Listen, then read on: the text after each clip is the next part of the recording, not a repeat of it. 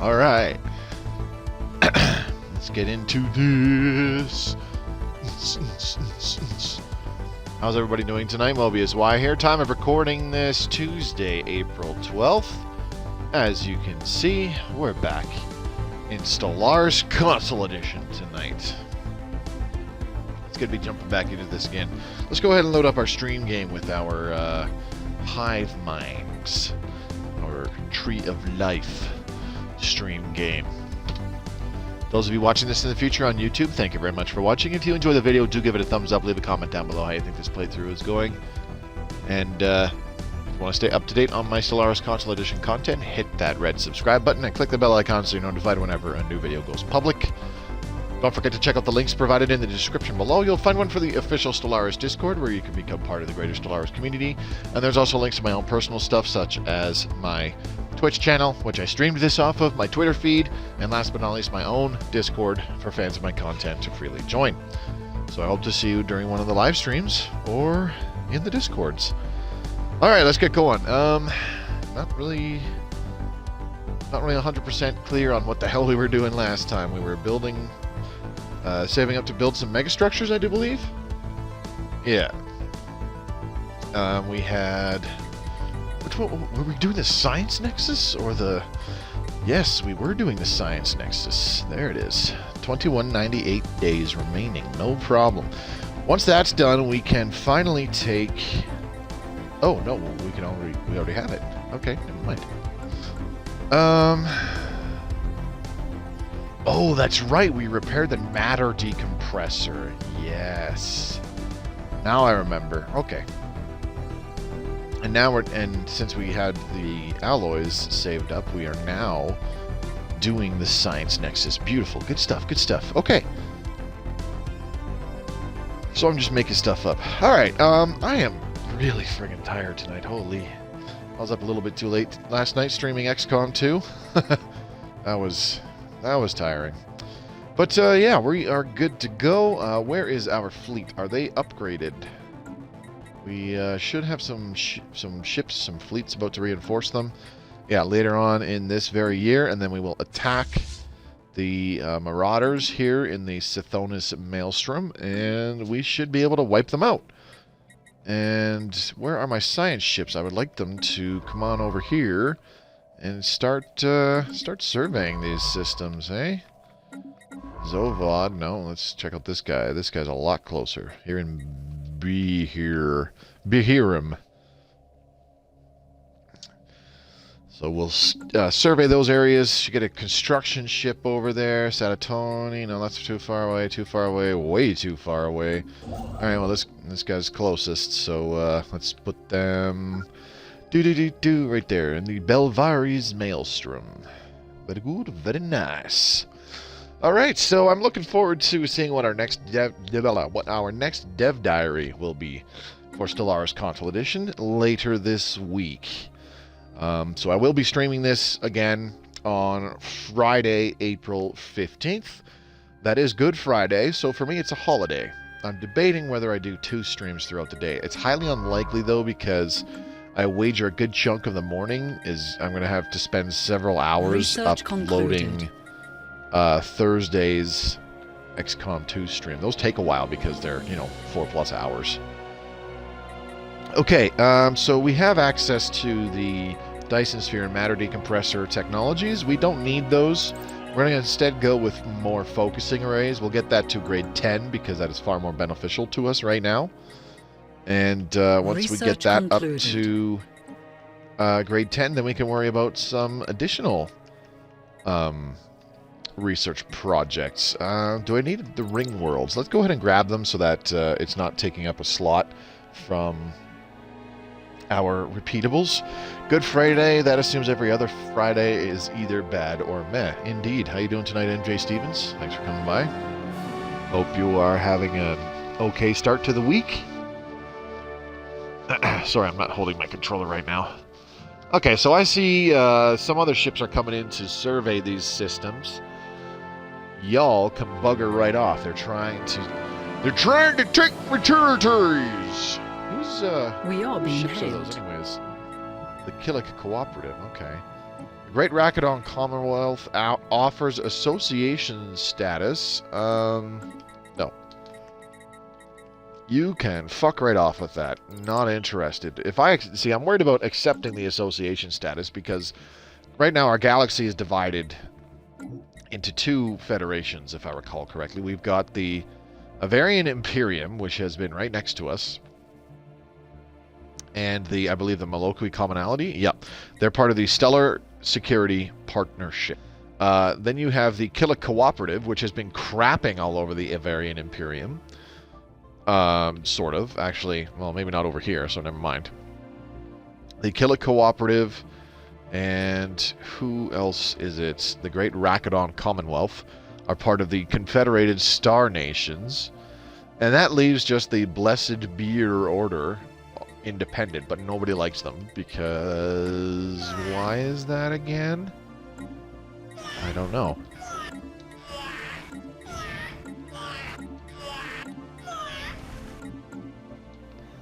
Sorry, that's enough of that. The Blessed Beer Order are 100% independent. They don't like anybody. Nobody likes them. Because reasons.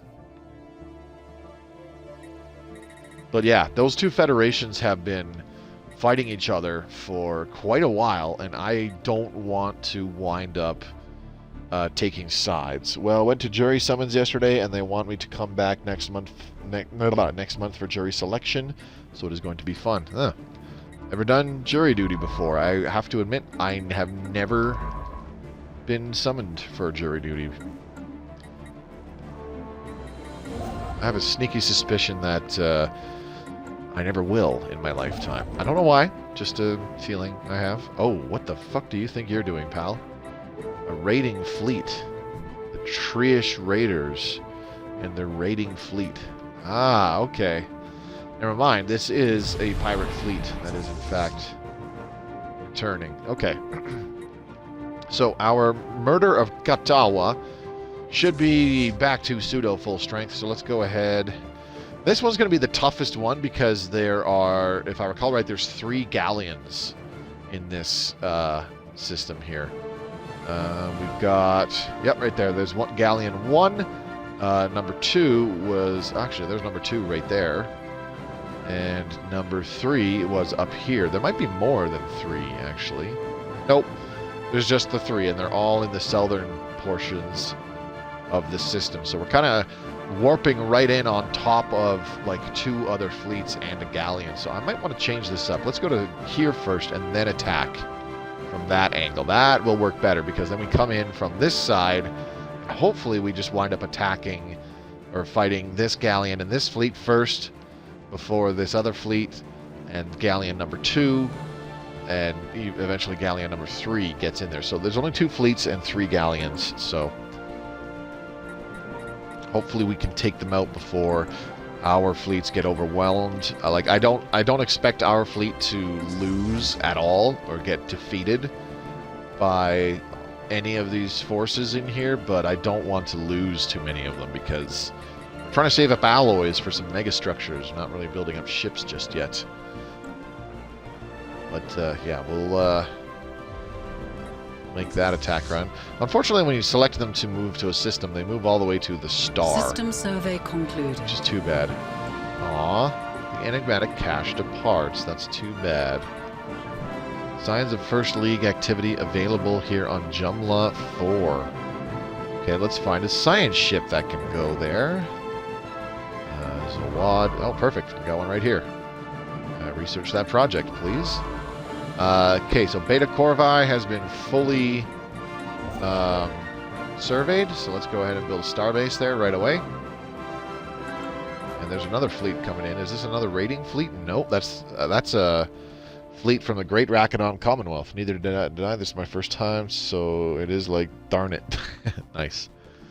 Okay, so it looks like the Great Rakadon Commonwealth is also bringing a fleet in to deal with the squatting marauders. But we're going to beat them to it. The glory will be ours and ours alone.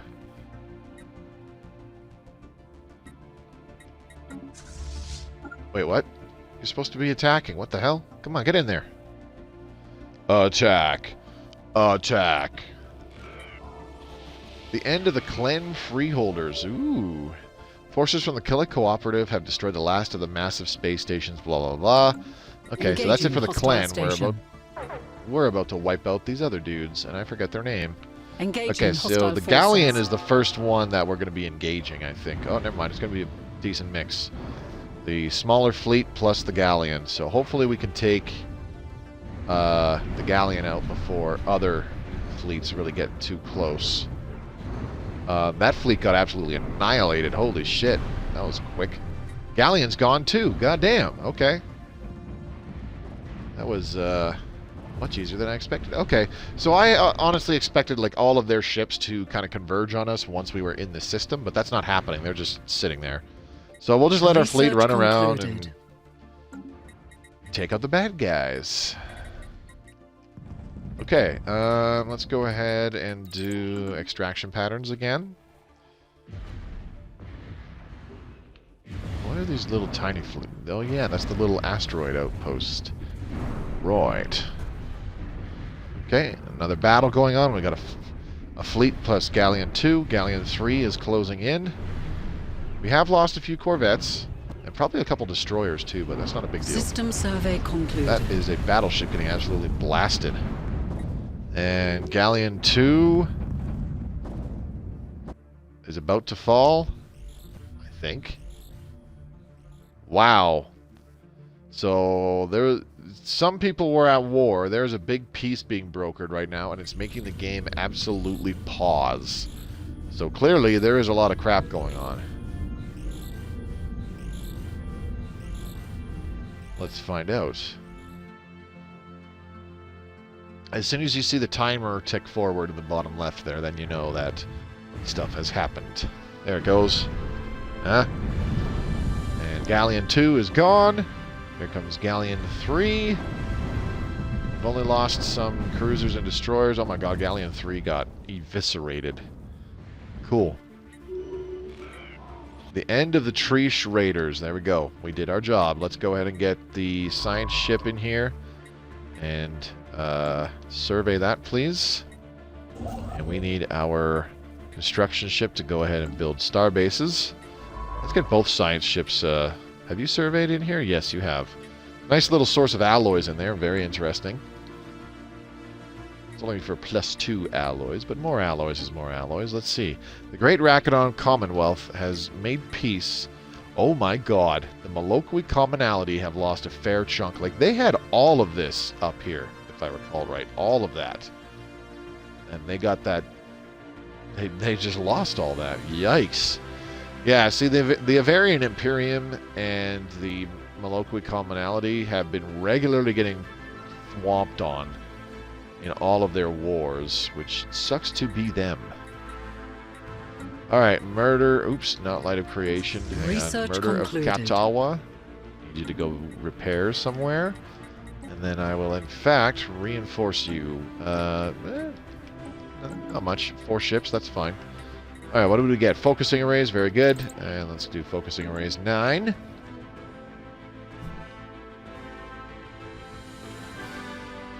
Okay, so what could potentially be in here?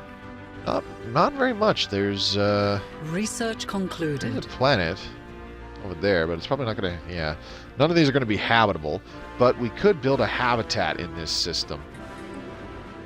We could build 2 habitats in this system for a little more than, I don't know, possibly admin cap, or possibly naval capacity, or maybe just one of them could be for refineries to get more strategic resources. Ooh, we are running out of food. Not good. Let's check out Starbase Capacity. Okay. Speaking of Starbases, do all of these have... These are all bastions here. Okay. This is an anchorage. That's right, I put a curator think tank here. Produces some science, naval logistics office, black hole observatory, right. So we're getting some science out of that one. Pretty cool. And then this one is just a weird starbase with solar panel networks and the like. And this one is in Galpan. Okay, odd. We need to go ahead and do a little bit more of that, I think. Jeez. Let's go ahead and do one here in Mihil. Why not? Fuck it, we'll do it live. And how about one in Dispad? Love the music in this game. Yeah, that is a big selling point for me in this game as well, Ancient Gamer. Okay, we can spend 100 influence to join the galactic community. We only have 12,000 diplomatic weight, though. Man, the Killa Cooperative and their Great Rakadon Commonwealth, because they keep beating the crap out of the other two guys, they have way more diplomatic weight. Professor Payne, what's up, buddy? Haven't seen you in a while. Hope you're doing well. System survey concluded. So yeah, we actually did not join the galactic community in this playthrough. We can at some point. Okay, Hive Capital. What are we doing here? Let's get another maintenance drone. Ruffled Feathers, Agro World. We have unemployment. I don't like that. Deviancy is a bit of a problem. I already have Sentinel posts. Yeah.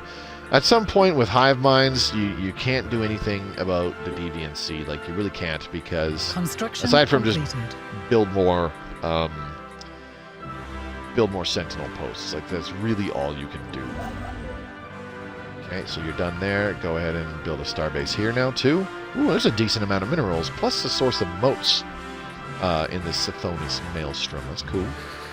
Bird Brain, Mining World. Let's go ahead. How are we on alloys? Amenities. We're good, so let's go ahead and add 3 more mining drones. Perfect. And yeah, let's see, that's the Nest, Hive Capital. We can upgrade some of these research complexes. Still have a lot of housing available on this one. Ruffled Feathers. Genuinely curious. Deviancy from Pops 80, Governor Sill. Divergence Suppression. Oh, that's probably a tradition.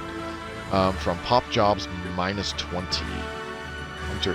Oh, yeah. Never mind. We have Hunter Seeker drones. I'm just not filling the jobs. That's right.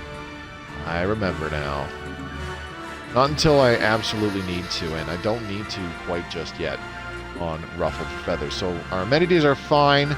So I'm going to lower deviancy by opening up another Hunter Seeker drone job, and we lose a maintenance drone to do that, which is fine because now our deviancy is down, and we still have more than enough amenities. So yeah, all's good. Same story here. We can probably open up. Let's open up a pair of Hunter Seeker drone jobs, and let's go ahead and lock out 2 mining drone jobs for that. Beautiful. So now we have 0 deviancy. Our amenities have dipped. Let's go ahead and open another maintenance. Oops. There we go. That's better.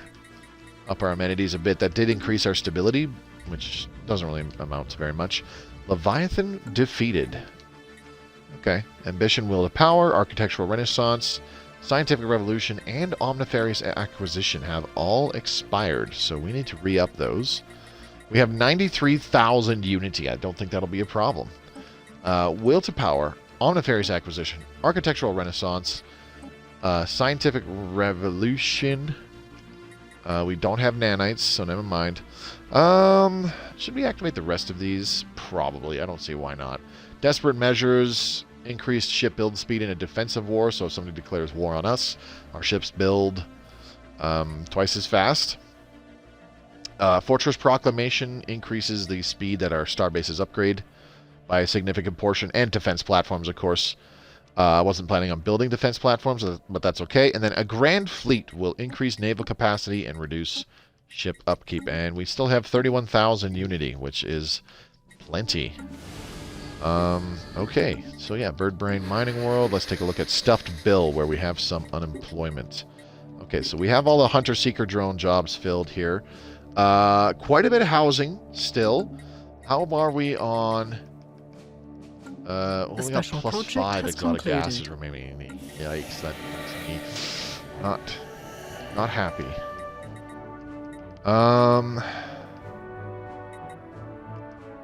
Damn. Let's see. I really don't need these. I think I've got way too much admin cap right now. 11 synapse drones here, so we can probably get rid of 5 of them.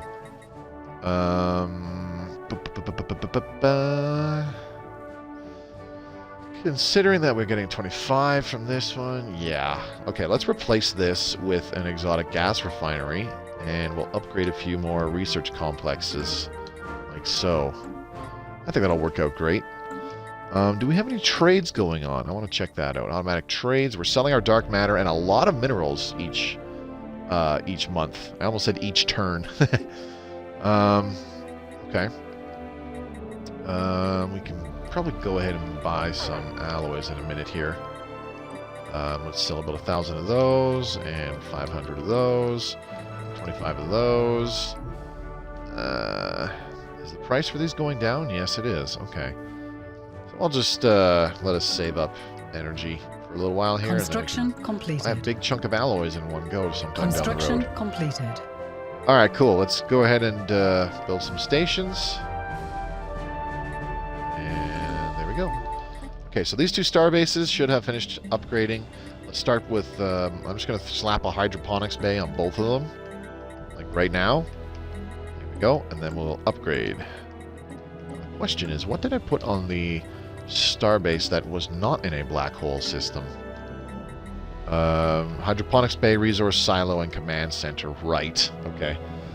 Pretty goofy setup, but that's okay. They are they're producing a few more resources for us. A few. If we go to our energy credits, we go to produced. Star bases are giving us 37.8 energy Research per concluded. month, which really isn't that much, especially considering you go here and it says a solar panel network produces a base of 3, so we should be getting 3, 6, 9, 12, 15, 18.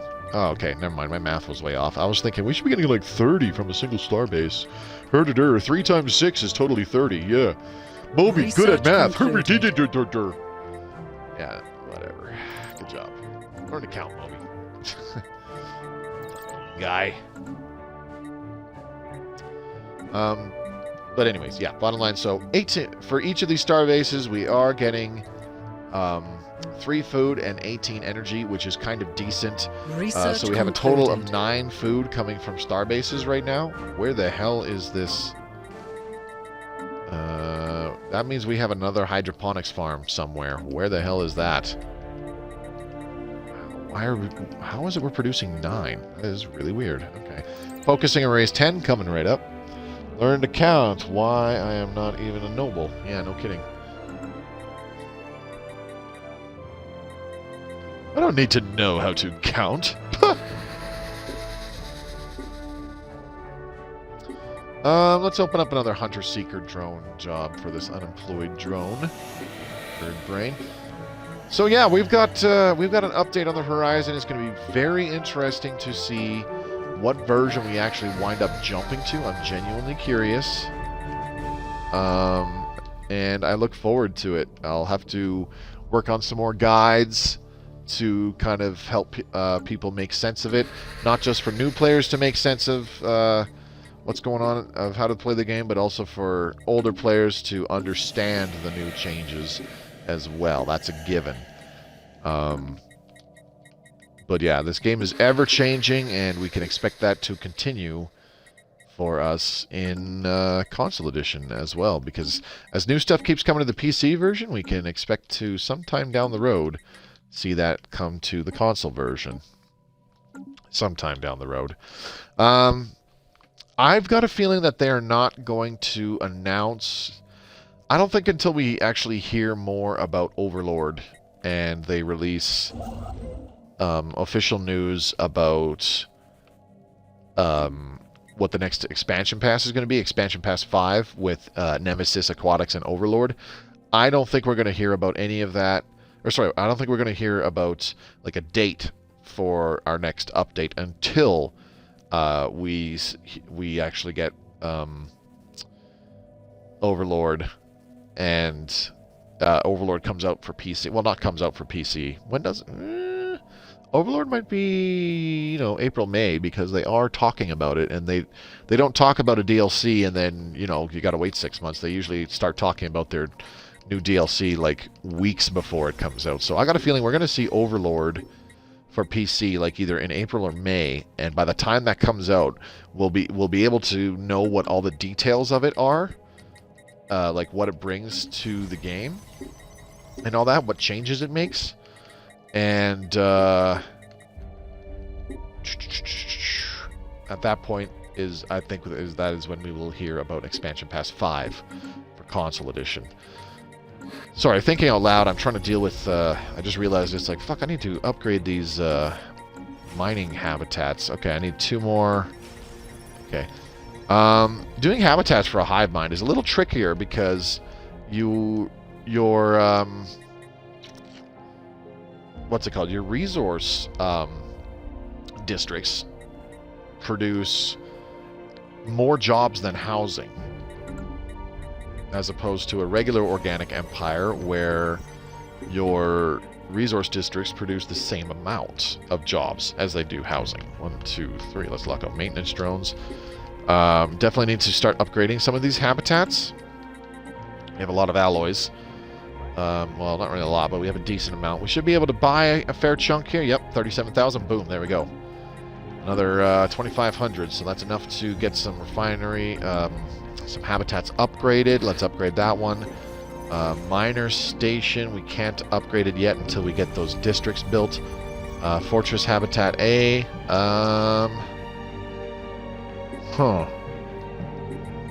Let's go ahead and upgrade this to a fortress first, and then we'll slap down another stronghold. And there we go. And then now we will upgrade it. Okay, perfect. Now, Refinery B. Let's lock out these maintenance drone jobs. Fine on amenities. We can upgrade this habitat. Let's start with clone bats. Get those first and then upgrade a habitat. And we still have 7,000, so we're good. Let's get another stronghold down. There we go. And then we can upgrade this habitat. There we go. Okay, that leaves the research station, which I think is fully upgraded. No, it's not. Okay, I'm on drugs. What do I know? Next to nothing, Moby. Dummy. Yeah, I know. So I'm trying to avoid putting refineries down on this research station habitat because we're going to be using the refinery stations to put down as many refineries as possible, making things like volatile motes, exotic gases, that kind of stuff. So for the research station habitat, I want to try to avoid that as much as possible because we have these research districts which produce 3 housing and 3 brain drone jobs. And I'm going to create these habitation districts which will give us... we need a decent amount of maintenance drone jobs. There's only 4 right now, which isn't a lot. So I need probably going to do 2 more habitation districts in order to create that'll be another 16 housing and 4 more maintenance drone jobs, which I think will get us by. Because for each tile where I have a research complex, that's producing 5 jobs, and that will use up 5 housing. Actually, no, it will use up 4 housing because we have fertile plus communal. That's right. So for each tile with an upgraded research complex, that'll be 5 housing getting used up at 6 jobs, 1 maintenance drone and 5 brain drone jobs. So in theory, I should be able to fill in about 5, maybe 6 or 7 of these tiles could be upgraded research complexes. In theory.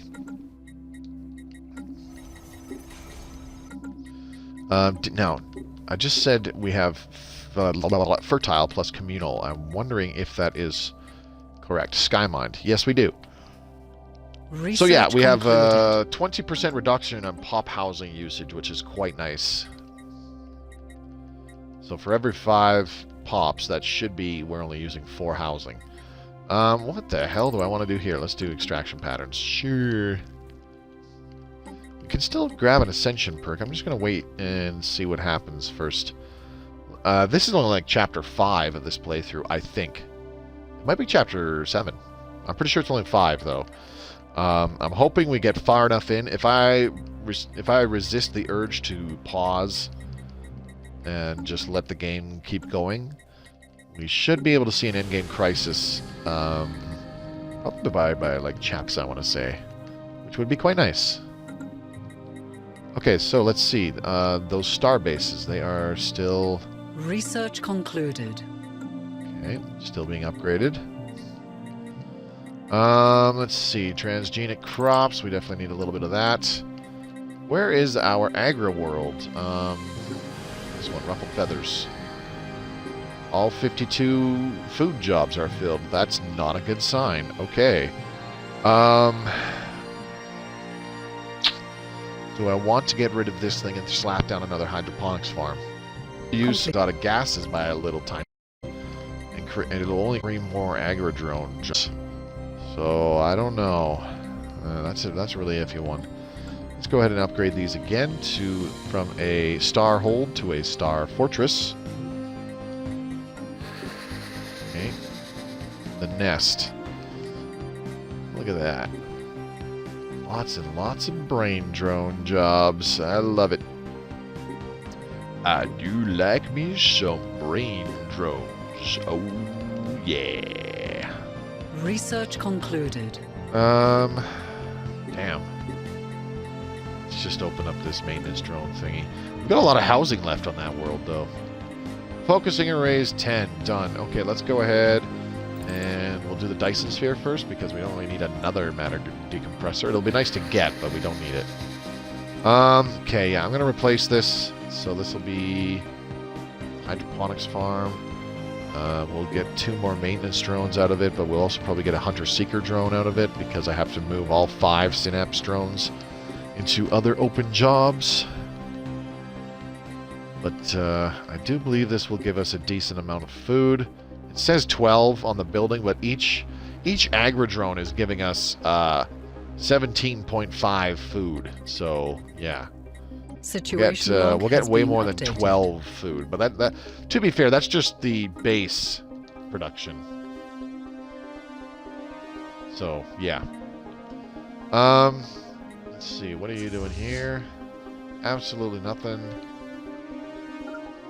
Let's go ahead and send you back here, and you can just chill.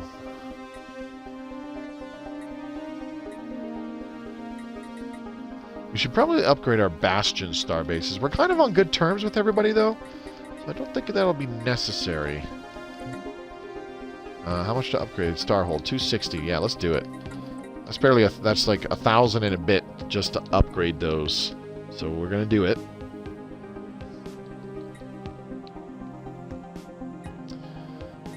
Where is? Oh yeah, Solu and Rigat. Yeah, I did get those. Updated. Oh, a new archaeological event. We should investigate this. Look at that. Where is our science ships? One's there, one's way down there, and the other's up here again. Okay, whatever. Let's go ahead and research that. So, I do believe, yep, signs of First League activity. Jumble off 4, done. So we go do this other one. This will give us 1, 2, 3, 4, 5, and we need 6. Yep. So we just gotta wait until more First League activity is detected. Super duper lame.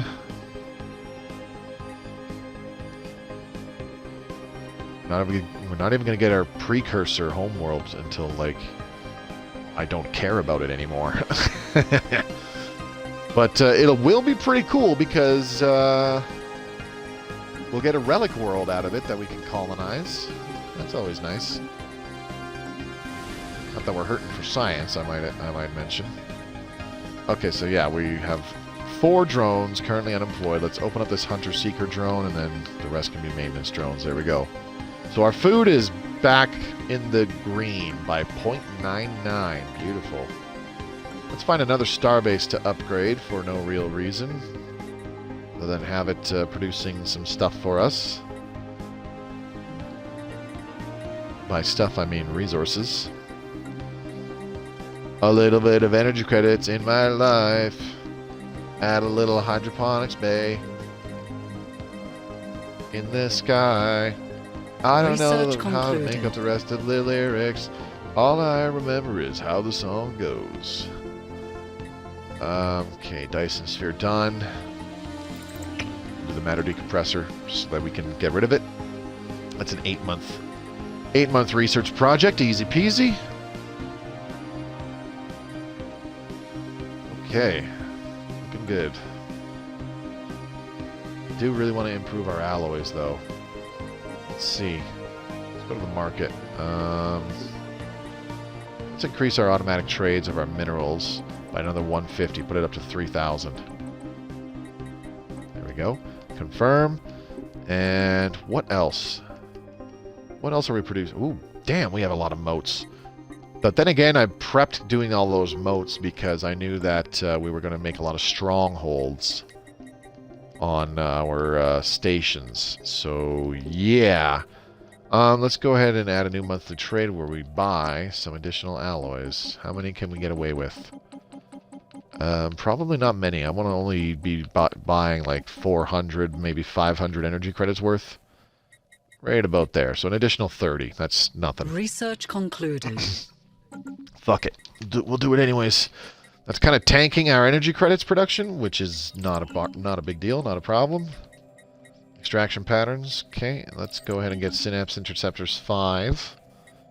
For no real reason other than to hopefully improve the strength of our bastions that are on the fringes of our territory. Alright.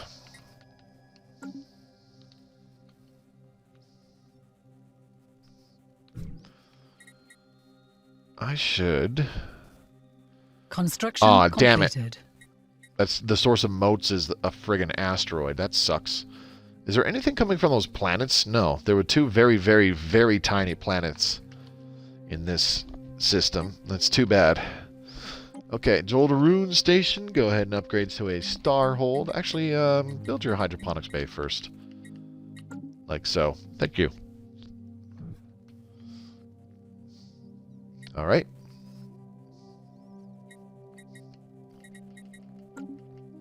There's got to be some stuff we can spend influence on, hey? Construction completed. That's okay. Anyways, I think I'm just going to wait for a little while here, because right now, if I just sit tight, where's that? Where the hell is it? PAL Station, there we go. Okay, and the disruption something... where the hell is it? This one. Disruption field generator. Very good. And hangar bays.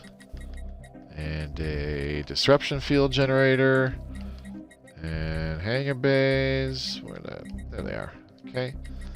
And a disruption field generator.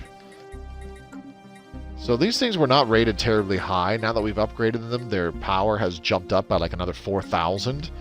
And we'll see if adding these additional hangar bays really improves it by very much. In theory, adding 2 more hangar bays plus the disruption field generator should have them shoot up by another 4,400 in fleet power, which is a little silly.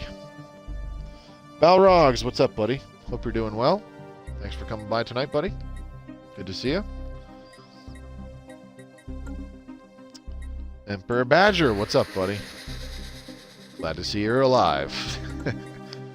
Not that I had my doubts or anything. Okay, we're up to +7 for gases, so that we can upgrade 2 of these research complexes. All right, let's go ahead and slap down some solar panel networks. Blah, blah, blah, blah. And then what was it? It was a resource silo plus a command center. That's right. Okay, so some solar panel networks like so. And then a resource silo plus a command center. There we go. I don't think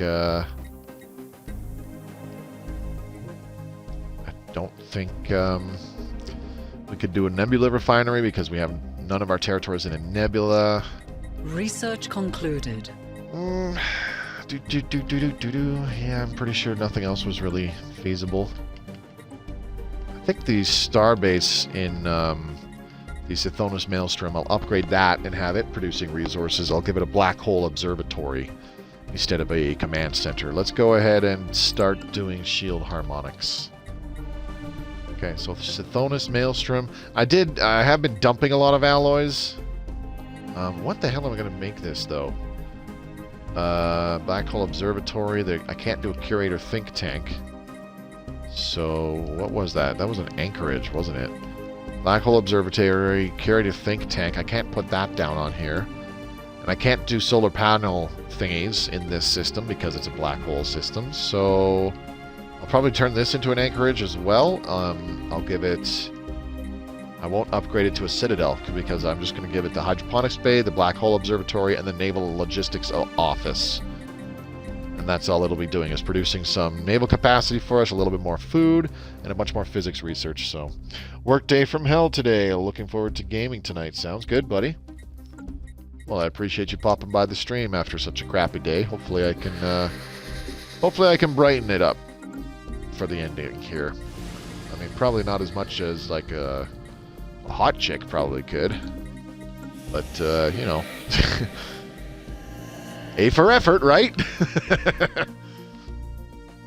We are being hailed. Wouldn't be the first time people thought I was dead.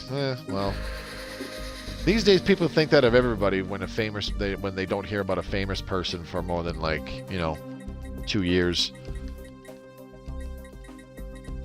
I actually remember bringing up who was it yesterday?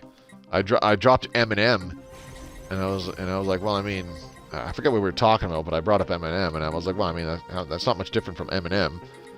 And one of my coworkers actually asked, "Is that guy still alive?" Yeah. What did you expect? It was a very interesting conversation.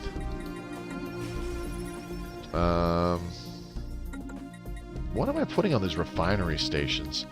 I don't know how I'm progressing these. Why do I have 2 refinery Bs? I need a refinery A before I can have a refinery B, and I don't have a refinery A, so what the hell? Okay, let's rename this. This one's going to be refinery A. Construction completed. There we go. Boop. Ooh, Federation invitation. Okay. So now they straight up want us to join the Federation. Okay. We think that the Birds of Prey would make a valuable ally. Will you join Stellar Security Partnership? No. I hate to be a dick. But, oh, it's a Martial Alliance, too. Interesting. Increased ship build speed is always quite nice. But the problem is that you guys have been getting your ass kicked in every war you've been in with the Killick Cooperative and the Great Rakadon Commonwealth. Like, they've been just crapping on you. So, no thanks. I will pass. Thanks for the offer. Let's do it again real soon. Alright, I need to upgrade this to a Citadel.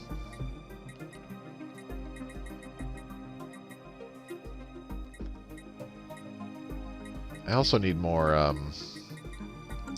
habitats. Oh my god, we're almost on our science nexus. Research concluded. Ooh, so close. I'm really tempted to just jump straight to trying to build another science nexus, because then we'll have 2. That will give us a 20% or 30% project has concluded. Research speed bonus. Another first league artifact. Very good. Let's get extraction patterns. Less than a month to go. Alright. A ruined science nexus. Although its insides were stripped clean by looters eons ago, the megastructure's main hull is still mostly intact. With the right technology and a lot of resources, it could potentially be refurbished. There we go. Science nexus restored. The abandoned science nexus near LR9 Singularity has been fully repaired and staffed by the brightest minds of the Birds of Prey. As was no doubt its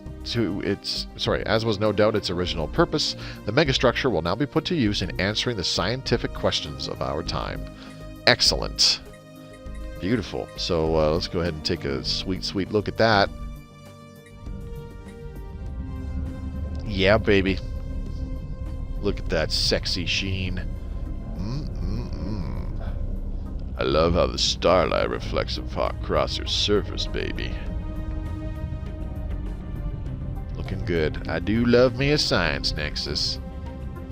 Man, I remember when Utopia first came out on the old version, version 1.7, and a Science Nexus only gave you, instead of, like, this has been heavily buffed, Science Nexus would only give you, each stage of it would only give you 30 points of science in each of the 3 branches, as opposed to 100. So yeah, talk about a buff. We are It being was a much hailed. needed buff when we got that, though, for the Science Nexus. It was still a good megastructure to get. It's just way better now. Federation Association offer with the Killer Cooperative. The Confederated Star Nations keeps giving us association status, while the other guys, who I forget the name of their federation, I don't care, they want us to flat out join, to which I say, fuck you. The L cluster beckons. Okay, I'm going to replace this hive district. How much do we get? Okay. We're going to lose a bunch of housing for this move. And we're going to lose a bunch of maintenance drone jobs, but we're not even filling all of them. So I'm going to replace this hive district with an agriculture district. That will give us more farmers, more agri-drones. Construction completed. 30 milligrams of melatonin and Research 800 milligrams concluded. of L-theanine. L-theanine. Oh, sorry. I thought I said L the anime.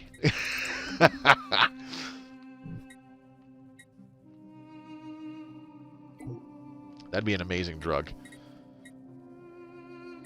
You're going to want to take one pill. You're going to take one pill of this every day. What is it? It's called the anime. What? I totally forgot about this planet. We should colonize it and make this a very... This is only a size 12. We can make it an agro world. This planet offers low habitability, blah, blah, blah, blah, blah. Food, derp. Actually, I'm going to call it food, comma, squawk. There we go. Great Rakadon Commonwealth completes the Colossus project. That's kind of scary. And we're already colonizing this, so we're good. That was a dump of food for that. The Shroud is coming? You think so? Whatever you say, Strength Norse. I don't think it is. I'm sleeping, though. What's your opinion on hive minds? Swerve Mouflan? Swerve Moufin? Construction completed. What's my opinion on hive minds? Unfortunately, I think they are the worst. Well, barring Megacorps. I think they're unfortunately the worst Empire type to play as, aside from Megacorps. I don't think Megacorps are all that great. There's nothing terribly amazing about them that makes them stand out. I think Megacorps are unique. What I do think hive minds have going for them is that it is a lot easier to manage your pops working the particular jobs you need them to, because they interchange between whatever job you need them to. Between complex drones and menial drones, they're just like machine empires in that regard. Also, their accessibility to hive worlds, which are insanely good, is pretty awesome. But overall, unfortunately, if you want to play as a Gestalt consciousness for the sake of, you know, being a badass empire, after a certain amount of time in the game, just play a machine empire. They're just better, unfortunately. I wish hive minds had more unique stuff going for them, you know? Unfortunately, like, they're only restricted. They are restricted only to, I should say, the genetic or biological ascension path, which is both good and bad. Like, that can make them quite powerful because gene tailoring is very strong, but it's not as strong as, you know, just synthetically ascending. So they're limited to that, which kind of sucks. What else? What is another negative? I'm trying to think here. It's harder for that. It's harder. How do I word this? It's a little more difficult to plan for their colony development. And just let me think here to try to word this correctly.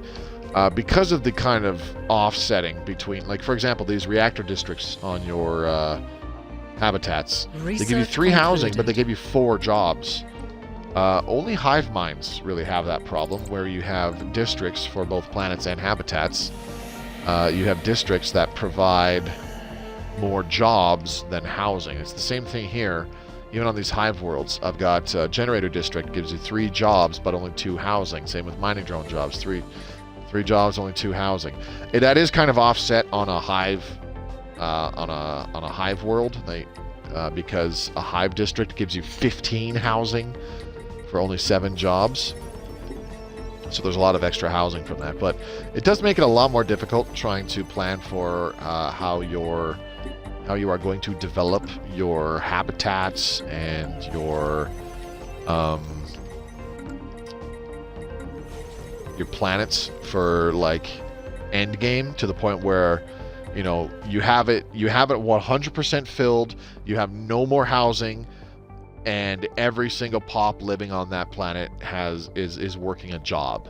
That's when I consider the development of that planet is done. When it is completely impossible to add more housing without making pops unemployed, that's when I think that a planet has finished developing. Like, even if you have some buildings that you could upgrade to provide more jobs, if that means that you you create more jobs on that planet, but you go in the negative on housing, and you have no way to add another housing district, like a habitation district, or a city district, whatever it's called, or a hive district, then that's when I think that a planet has finished development. Like, you can either cease growth on that planet, or restrict all jobs if there are still any remaining, so that every time a new pop is there, it's unemployed, and then you know that you have an unemployed pop that you can resettle to a newer planet that has jobs. I think hive minds, it's harder to do that, strictly because of that.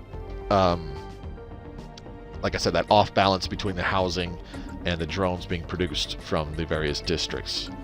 Apart from that, I wish they had more unique options to them aside from just devouring swarm. You know, that's really the only unique thing that they have going for them. They do have that unique tree of life origin. Again, I wish they had, like, maybe sometime down the road we'll see them get another unique origin that only hive minds can have access to. That would be kind of cool. Or even 2 more origins. Also, it'd be nice if they had additional unique civics, not like Devouring Swarm, but similar to it, where it's like you pick them and you start off with them, and you're not necessarily a genocidal empire with them. But I think it would be cool if you could play if there were more unique civics, because, as I said, the hive minds only have the 1, whereas a robot empire, you have 3. You've got Determined Exterminator, Driven Assimilator, and Rogue Servitor. They all play drastically different. They all play drastically different from other robot empires. They all play drastically different from other empires, period. I really think, that hive minds could use a little more love, and have another civic like that added to the pool. Because apart from that, you play, in my opinion, you play hive minds, like, you try out what you can. You play a Devouring Swarm, you play a regular hive mind, you play a Prosperous Unification hive mind, you play I think you can do Syncretic Evolution as a hive mind. I can't remember the origin. You play Tree of Life one time, like, you mix and match those all together as many times as you want. Play a Devouring Swarm Tree of Life, play a Devouring Swarm Prosperous Unification, play a Devouring Swarm Life Seeded or something, or whatever other origins you can mix and match. You know, you play that like a half a dozen to a dozen times. I think you've really experienced all that you can with hive minds. That's my opinion. Construction completed. If I need to wake up about 5 hours later, I'm mega dose melatonin, more reliable than any alarm. Jesus Christ, that can't be good for you, dude. Alright, Joel, the Rune Station is fully upgraded, and we are going to give it... Let's give it the solar panels. Like so. I wonder how much we can stockpile in resources because of all these stupid resource silos that I'm building. I normally don't bother. Ooh, scientist Isa Burgundy has died at the age of 135. Yowza. Hang on a second here. Sure, another maniacal one. Why not? Not that you're going to do anything in this science ship, but then again, that's why I only have 3.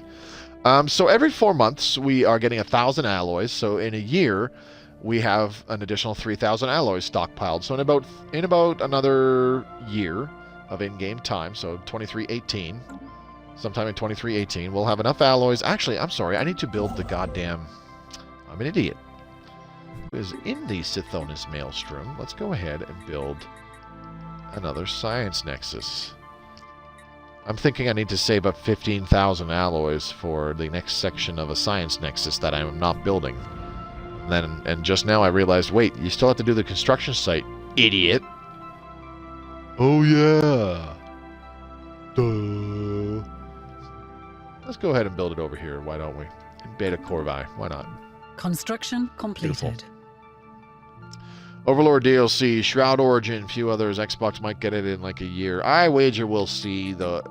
I've got a interesting feeling that we will see... What the fuck did I just hit the B button on? Something popped up and I accidentally canceled out of it. Oh well. Let's upgrade this to a Citadel. Shield harmonics, shield harmonics. Actually, I don't need to make it a Citadel. What am I doing? I already went over that. So let's start off with a hydroponics bay, and then a black hole observatory. Yes, please. And I can't do the thing that improves anchorages yet because I need some anchorages first. So let's do that. Physics research. Shield harmonics, yes. It's not healthy, but there are worse ways. I mean, just a plain old alarm clock I don't think would be much worse, buddy. I've got a good feeling that we'll jump forward to like 3.2. This is 100% my guess.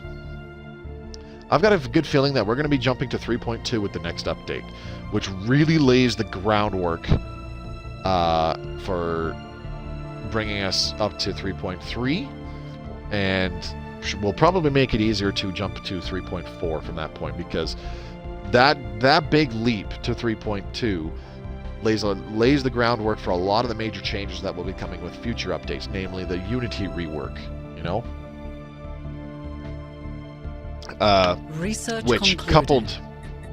coupled with that also sees the introduction of more tradition trees and other stuff like that. I've got a feeling that leaping that far ahead will make it, and we'll see a slew of updates over the course of this year. That's just my guess, and if I wind up being totes my goats Research wrong, concluded. whatever.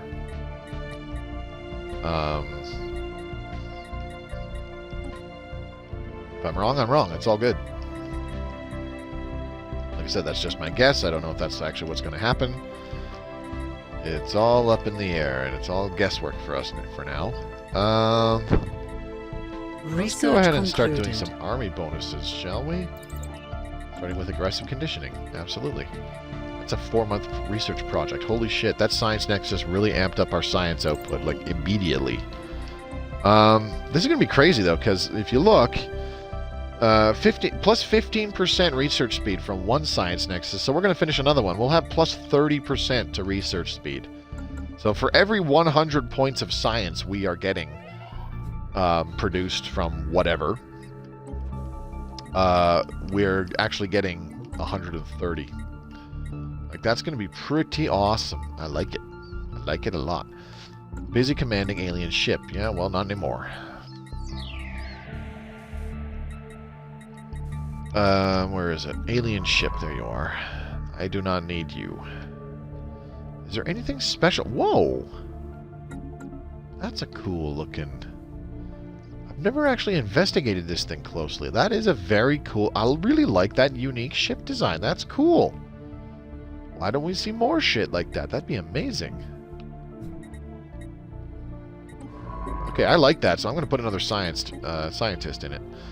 Let's get another maniacal one. Sure, why not? Research concluded. Unity reworks makes the start of game harder. Indeed. How has life been treating you? You asking me, or I've been alright, Professor Payne. Ship does look cool. I agree, Balrogs. That's very, very neat. It looks very avian, you know? Like ooh. Unstable weather. Okay. So what can I do about that? Something tells me nothing. Find out. Yeah, let's go ahead and plop another maintenance drone in there. Sure, why not? Bird's eye. Let's. Oh yeah, you need amenities. So maintenance drone, please. Perfect. Research concluded. Could probably use more housing, so let's do a hive district. Nah, not really. Never mind. I'm on drugs. Aggressive conditioning. Let's keep doing it. I thought the main reason I was surprised by that is because I'm used to this special science ship looking like an unbidden vessel, where it's like the kind of transparent blue glowy thing. But I've seen that one a lot, but that one caught me off guard. That's why I was like, whoa! Kind of cool. Never really taken a good look at it. I might have seen it before, but I've just forgotten about it since, but it's all good. So, I think I'm going to leave this at 5 habitation districts, and I'll have to do... I might have to do 6 habitation districts so that we have enough maintenance drones. Because we'll be able to fit a lot of pops on these fortress habitats. Just because of the strongholds and fortresses creating housing for the warrior drone jobs that they're creating. So, yeah, and then... like... These maintenance drones on the habitation districts are pretty much the only way to make sure we have enough maintenance drones for amenities, which is kind of gross. Can we upgrade this habitat? Yes.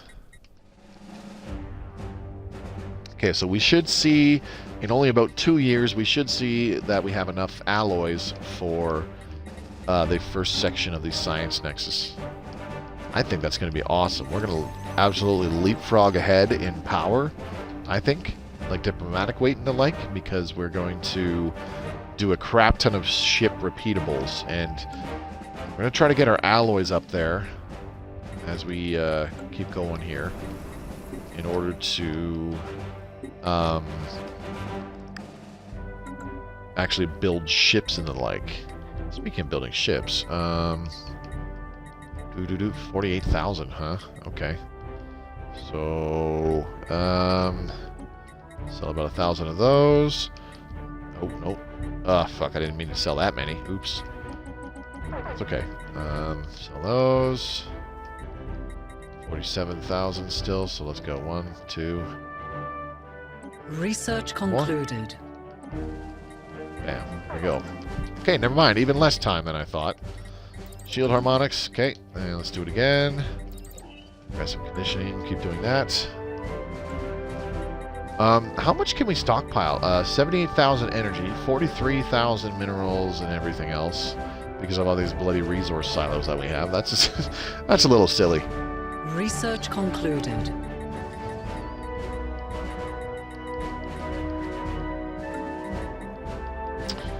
Okay, anchorages are coming online pretty shortly. Very good. Oops, easy.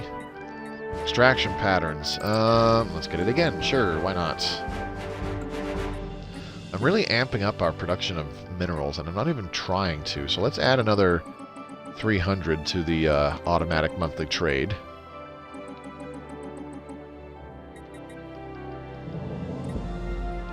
Like so.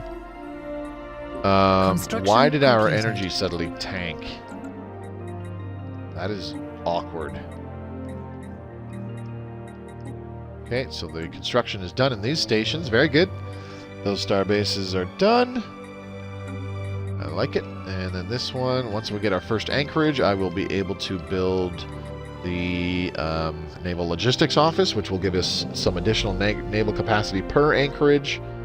Not that we're really hurting for naval capacity, plus we have some fortress stations, fortress habitat stations that we're working on developing. Those will greatly crank up our naval capacity. You know what we could really use, though, is more shipyards. We can have 5 more star bases. Yikes. Okay. So yeah, I'll upgrade a couple more star bases and start turning them into shipyards, I think. Let's see. Let's see here. Not that one. Okay, that's fine. I am leaning towards... I don't want to put one here in Usquaria because that's a neutron star and that hurts sublight speed. So I think putting a shipyard in a system with a neutron star is kind of dumb because I need them to get out of there as quickly as possible. But it's still probably faster to travel from Usquaria to Plituri rather than it would be to travel from Sithonus Maelstrom to the Plituri system. I don't know. I think I'm going to do it in the Sithonus Maelstrom nonetheless. Wait, I'm doing that there. I'm an idiot. Duh. So let's go ahead and check out the Belvaris Maelstrom, which has the other one, the other anchorage that we're doing. That's the one with the Curator Think Tank to give us some points in each branch of science. So I can't do it in either of these black hole systems, which is fine. Maybe I will. You know what? I will do it here. Fuck it. Fuck it. Fuck it. We'll do it live. Upgrade that one to a star thing, and then we'll do another one here in Tau Ceti. I think that's fine. Kind of in the middle point of our territory, sort of. Tau Ceti or Targon? Yeah, let's do Tau Ceti. Do it over here. Make these shipyards. I have a very bad habit of doing that a lot in my playthroughs, is I don't make additional star bases into shipyards. I usually just use my star bases as like choke point defense to really slow down. Well, I shouldn't say really, but to slow down enemy invasions and stuff like that. Enemy fleet invasions. And as I'm doing in this playthrough, occasionally I use them to produce a small amount of additional resources. Scientist Plume of Khaki has died at the age of 132. Communications intercepted with the Jackley Remnant. Okay. Oh, hello, pitiful creatures. Know that we roamed the stars for eons before your hapless species mastered spaceflight. That's nice. It's the xenophobic Fallen Empire. Interesting to see them. Let's get the particles expert. So where are these guys? Oh man, they're way over there. Okay, I see. I was wondering why nobody was expanding into this chunk of the galaxy, and it's because the frickin' xenophobe Fallen Empire is over there. But it looks like they're at war with the Great Rakadon Commonwealth, and the Great Rakadon Commonwealth has kicked the crap out of them because they have all of their territory except their home system occupied. Look at that. Wow. The Great Rakadon Commonwealth took on a Fallen Empire. Updated. No problem. Oh, here we go. Another precursor discovery. A new world has been colonized. And here it is in the Astinda system again. Okay, so we've got food squad. Oh, you know what I forgot to do is I forgot to start the terraforming process. Son of a bitch. And I don't have the energy to do it. So let's go ahead and sell some shite. We'll sell about 500 of you and 500 of you. That's more than enough. Okay, no problem. Now we go terraform, begin terraforming into a hive world. And that probably says yep, 7,200 days. So let's go ahead and activate the terraforming gases edict, which is right here. 163 exotic gases, no problem. Lasts 14 years, 3 months. That's more than enough time to get this one planet terraformed into a hive world. In the meantime, though, we can totes my goats create. Rather than see on the habitat, we did a spawning pool first to create spawning pools to create a job, but we don't need to create a job. We would like to extend our deal. Okay, never mind. Why is my energy suddenly in the absolute shitter? What the hell? So we'll start with clone vats because we don't need to create additional... I don't know what I just hit the A button on. Son of a bitch. Construction we don't need to create an completed. additional job with this building slot, so I'm just going to do a clone vat. Research And then our concluded. second building slot will be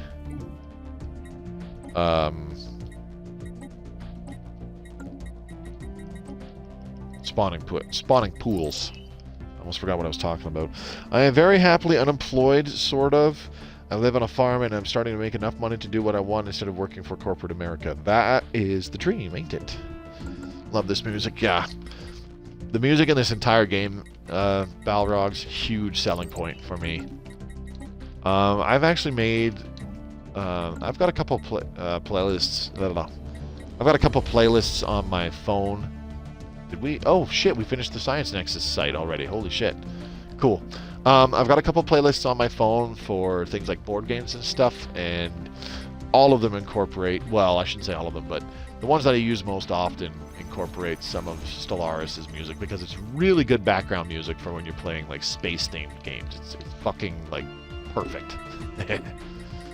Let's go ahead and upgrade these create those research labs first before we upgrade the habitat. Ruffled Feathers running into unemployment again, so let's go ahead and add more maintenance drones. I don't think there is anything more we can do on Ruffled Feathers for generating more food off this planet. I think we have maximized the food output we can get. Apart from replacing a couple of these buildings, like some of these refinery buildings, which I really do not want to do. Well, I mean, I guess we could get rid of the clone vats and the spawning pools, actually, and replace them with hydroponics farms, because we don't exactly need a boatload of pop growth speed on this planet anymore. So, I mean, we're not really hurting ourselves very much by doing that. We've got plenty of food for now, and as pops slowly grow and fill in additional agro-drone jobs, it'll just help kind of stabilize our food for the additional pops that are growing elsewhere in our empire. So yeah, I think we'll be all right. Balrogs, if I can make a suggestion, this is going to be a refinery station. Okay, so I The special need... project has concluded. First League artifact recovered. Beautiful. Now we can find the First League home system finally. Fenhabanis. Situation log has been updated. Let's go ahead and do a habitation and reactor district. And then I will start slapping down some refineries, namely an exotic gas refinery. Okay, research complete for shield harmonics. Let's get shield harmonics 10. And where is Fenhabanis? Oh, it's... Ooh. That's in a very odd spot.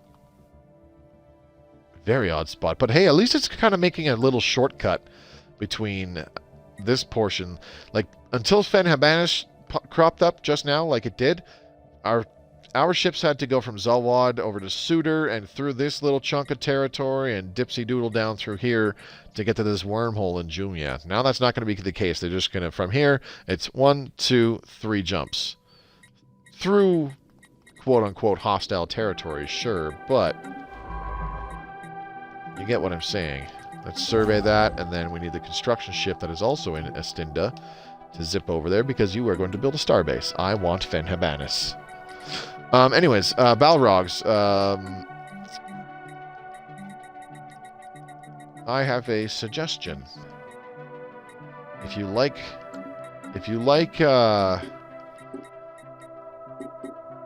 Andreas Waldetoff's and Burt Meyer's music for Stellaris, I highly recommend checking out some of the music from an artist called Stellar Drone. All one word, Stellar Drone. I would say for a really good sampling of the kind of music that he makes, you'll want to first try out his album Light Years. Really good. Highly recommend. Give it a listen. Let's go ahead and upgrade another research complex here. What can we do on Research Station? Not really anything. Well, let's go ahead and upgrade a research complex, actually. Create a few more jobs.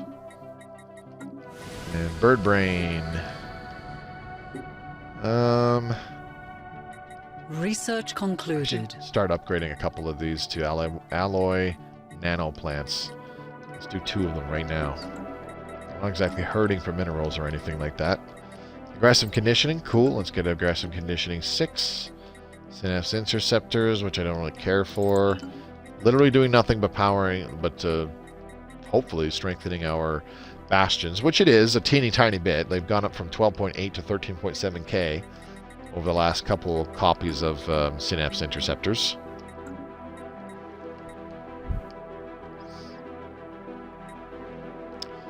So I don't know if I'm going to make Tau Ceti Station and Usquaria Station. I don't know if I'm going to turn those into citadels for the 4 building slots, because I don't think I need 3 stations that can build Titans and Colossi ships types. I don't think that's really necessary.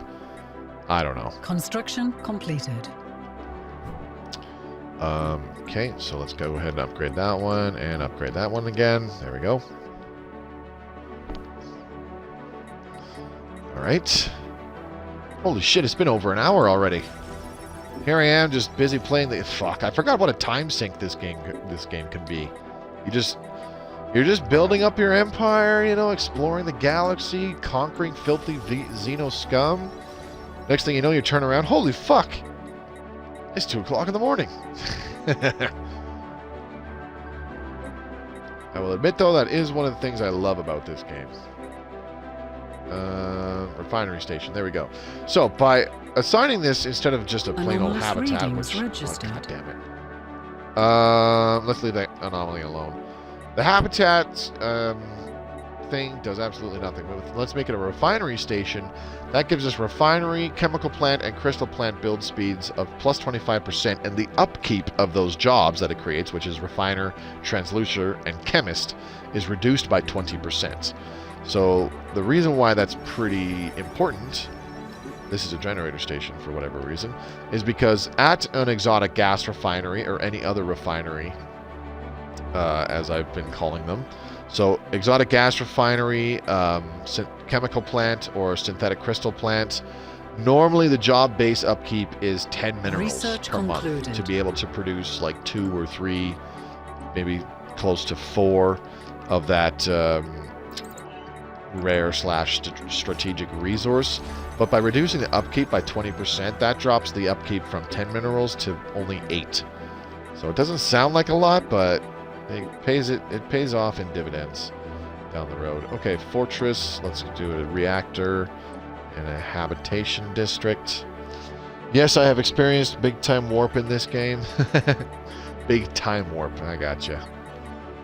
Picking up what you're throwing down. Okay, yeah, let's do another maintenance drone. The First League headquarters. Fenhabanis 3. Research concluded. That took us quite a while to actually reach the Precursor's home system. Okay, are you almost done surveying?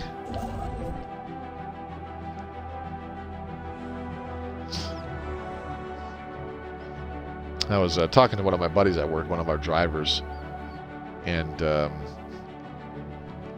yesterday we're yakking back and forth, exchanging the usual pleasantries, and I was like, how was your weekend? And he was like, I didn't do anything. I went to bed last night and realized that according to this timestamp on my save game, I played 25 hours of No Man's Sky this weekend alone. I was like, holy fuck, man. Were you even awake that long? I suppose that's easy to do, play 12 hours on Saturday and play 12 hours on Sunday. If you get up around 6 o'clock, that gives you 2 hours to do your morning rituals of showering and brushing your teeth and all that stuff. And then from 8 o'clock in the morning till 8 o'clock at night, you just play. Or possibly even till 10 o'clock at night, leaving 2 hours for like stopping and eating or something. That's crazy. Research concluded. This game is the only thing that kept me sane when I was down with a knee injury. Understandable. Understandable. I've actually told my coworkers, and I've kind of brought this up before, is that I have a very special love for Mass Effect. Very special love for Mass Effect. Fucking Construction love completed. Mass Effect series. I've actually been going back and playing through it, working on my Insanity playthroughs on the Legendary Edition to 100% the Legendary Edition and get all the achievements. And I was talking about... what was it initially? Do I have a Sentinel post here? No, I don't. What the fuck? Okay, do a Sentinel post. Research concluded. Initially I was talking about the Halo TV show, and I've only seen the first episode, and I was like, what the fuck? Not what I was hoping for. And, like, I actually talked up the TV series, because I was like, hey, man, Construction completed. to a couple of the guys I know at work, and I was like, hey, I know some of you have never played Halo and stuff, and I get that. But, like, there's a TV series about it coming out, so I really think you should, I really think you'll want to check it out. And it's like, really? I mean, you think so? And I'm like, oh yeah, absolutely. Halo's fucking awesome. I grew up playing the game series. Blah, blah, blah. Ancient Tomb. Okay. Is this where we find the head of Zarklan? Can't remember. Yeah, No Man's Sky is another one that does that? Yes, absolutely. But anyways, so I was yakking to them about the Halo TV show. Many months ago when I first heard about it and saw a trailer and everything. And then I saw the first episode, and I've told some of the guys that I mentioned it to, where it's like, yeah, I know I said many months ago you'll probably want to look into the Halo TV show, and they're like, yeah, and I just said, don't bother, and they're like, oh, okay, and then they kind of asked me why, and I was just like, dude, it's just not, like, if you want to experience Halo, like, seriously, the best thing to do would be for you to come over to my place and we play Halo 1 cooperative. And we could get through it in a day if we play on, like, easy difficulty. And they're like, really? And I'm like, yeah. The TV show is, like, so drastically different that there's no point, in my opinion. If you're not into Halo, then there's no point in trying to get into it with the TV show. And I was talking to them about it, and I was like, you know, it's just... I was like, maybe this is just me getting old, but it's really it's getting, like, really fucking depressing and disappointing how as more time goes on, there's just these franchises that I've grown up just absolutely fucking adoring, and they wind up getting completely fucking, for lack of a better term, butchered in various, like, reiterations and stuff like that. And it's fucking sad. Like, I started yakking on about that, and I was like, honestly, I keep hearing rumors about a fucking Mass Effect TV show and the likelihood of that happening, and if they come out with a Mass Effect TV show and it's utter dog shit, I'm going to be absolutely fucking crushed, because I love Mass Effect. Construction and then completed. and they're like, okay, well, why is that? And I had to fucking explain that at the time that Mass Effect 2 and 3, well, actually all three of the games, but in particular 2 and 3, at the time that Mass Effect 2 and 3 came out, but the first one as well, you know, those games came out at really good points in my life, because I was very fucking, like, down during those times, and those games came out at just, like, perfect times that I had something to look forward to at the end of the day. Because I was able to do something that I was enjoying by exploring this fantastic universe and interacting with characters that I love, even though they weren't real, and you know, basically going on these fucking interstellar adventures and all that shit, and like, I've flat out told my coworkers, I was like, seriously, if it wasn't for those games coming out when they did, at those times when they did, when I was in those fucking god-awful situations and fucking mindsets and stuff like that, I seriously would have taken my life, like, 10, 15 years ago. So, and I reiterate, I was like, that's why if I see a Mass Effect TV series come out and it's utter dog shit, or they just wind up fucking butchering the source material and whatnot, I'm going to be absolutely fucking heartbroken.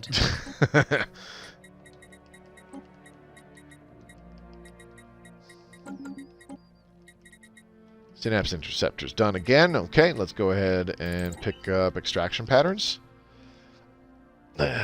Joe Frogman, what's up? Blah, not my kind of game, though the old TV show was a bit neat due to the humor. So, wasn't there already a Mass Effect TV show? No. I bought the whole Mass Effect remake series this winter. Haven't played it yet. Need a vacation for the time sink. Yeah, you've played it before, Balrogs, right?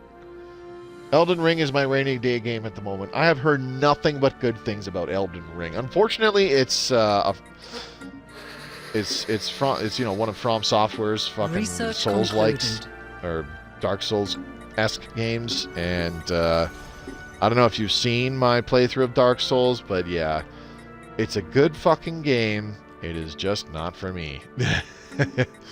And I openly admitted that at the end of the game when I talked about it. I was like, yeah, this is a good fucking game.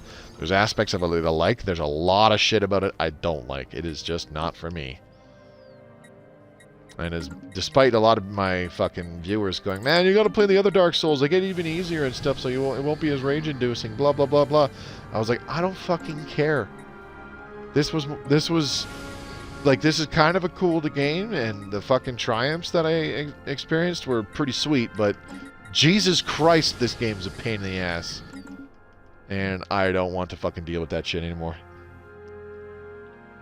Yeah, there was 2013, made by NBC and BioWare. Are you fucking looking at this up on the stupid fucking Mass Effect wiki? Because that is a fake page and is a 100% lie. I've always used computer games during high anxiety times. Has saved me frequently. Fair enough. Mass Effect 1 came out during a bad time in my life. Yeah. Mass Effect 1 came out. I gotta admit, I kind of, for lack of a better term, I kind of blame Mass Effect 1 for me losing my interest in online. Well, not really. I would say not so much Mass Effect 1, but definitely Mass Effect 2 and especially 3. I kind of started losing interest with Mass Effect 1, and because of Mass Effect 1, I was losing interest in like Halo 3, for example, which I played the ever-loving shit out of Halo 3 for like the first year that it was out. I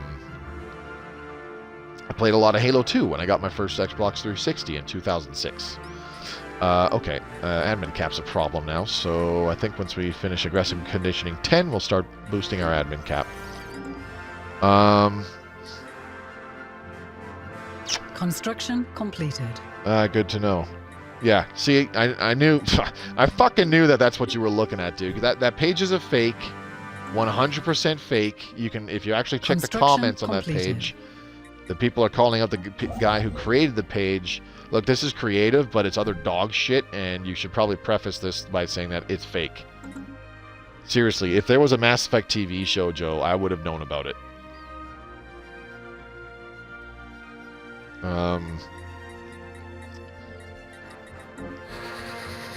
I think I attribute part of my growing disinterest with competitive games. That didn't really happen until Mass Effect 3, though, because of its cooperative multiplayer, which, aside from like Nazi zombies in the like Call of Duty World at War and like Black Ops and stuff like that, you didn't really see a lot of cooperative multiplayer games. Maybe like Left 4 Dead, but even then you could still do the competitive, where the one side's the zombies and the other side's the survivors, stuff like that. But I think Mass Effect 3 and even like Gears of War had Horde mode. But I don't know what it was about Mass Effect 3 that just they got something just right with cooperative multiplayer experience. And I found it far more enjoyable than Gears of War Horde mode. I found it far more replayable than Left 4 Dead. Because I got to admit, when on my old account, which got banned from Xbox Live in 2010, when I 100%ed the achievements in the original Left 4 Dead, I pretty much never went back and played it. Nobody on my friends list was really playing it anymore, for one, but I saw no reason to go back and play it because I was like, I already beat the game on the hardest difficulties and got all the achievements, blah, blah, blah, blah, blah. I don't need to play this anymore, you know? It would have sucked. I felt that way about Horde mode on Gears 3. Yeah, fair enough. I liked the Horde mode in Gears of War 2, in all honesty. I think...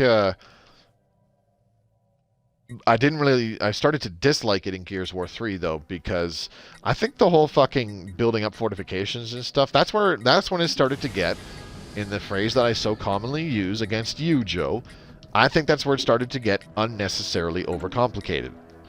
I get it. There's a niche for that. Some people like that kind of stuff. Me, not so much. I'm playing a survival game. I just want to run around and kill and shoot shit. I'm okay with that. And that's one thing that Mass Effect 3 nailed just right for me, for some reason. There was enough... it wasn't so much like... In the grand scheme of things, there's not a hell of a lot of replayability in Mass Effect 3's multiplayer. You had to find your own source of replayability. In my case, it was remaking characters and setting them up with their different skill sets and playing them in completely different ways, you know? That's what did it for me. Let's see. Let's throw another scientist. Well, shit. Materials expert, sure, why not? Okay, well, we're losing some research speed bonuses because our very old, very experienced scientist leaders are dying at the age of 130 something. So now our research speed is dropping down by like 30%. If you notice, this one is up. We've got scientist skill adding 14% research speed. That's almost as much as our science nexus is. Just because of the level of the scientist that's leading that branch. This still has 400, 500 days remaining. Yikes. Okay, let's carry on. We're up to 10,000 alloys, though, so we will have more than enough. 500 days is less, like a year and a half-ish. So yeah, we will definitely have enough alloys to do the next section of our second science nexus that we're building once we need to do the next section. That's awesome. Still love Mass Effect 3 multiplayer. Is still my favorite multiplayer of all time. Yeah. I haven't jumped back on it in a while. Hearing about the Legendary Edition and leading up to the Legendary Edition coming out, I was actually jumping back on Mass Effect 3 multiplayer. And there's still some people playing it that I know have been playing it for years. Because I saw them when I jumped back into Mass Effect 3 multiplayer off and on again in like 2018, 2019, and 2020. I'm seeing some of the same gamer tags that I remember. I was like, hey, didn't I play with that guy like last year? Motherfucker, the Grey Tempest, hello. The Killick Cooperative has opened the L gates, and we get the Grey Tempest, to the surprise of no one. We will need to be ready for them. I don't know how the fuck we're going to do that, though. Let's go ahead and... We don't need 3 maintenance drones here, so let's get a spawning pools down. There you are. And we need some agriculture districts, please.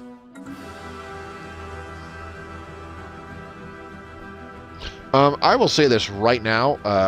I do get asked here and there. There's the odd comment or something where if somebody asks, "Hey, would you play Stellaris multiplayer with viewers and stuff?"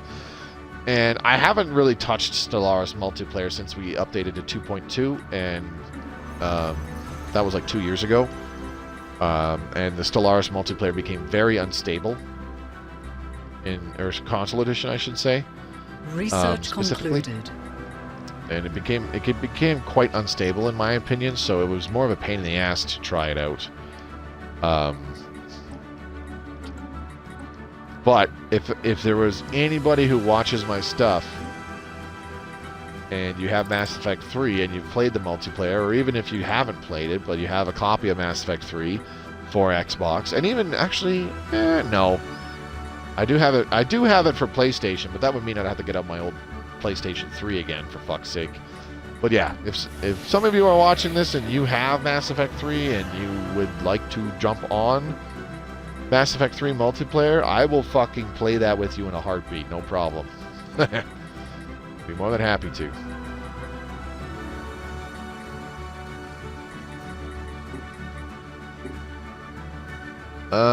So I'm gonna get rid of another synaptic clusters.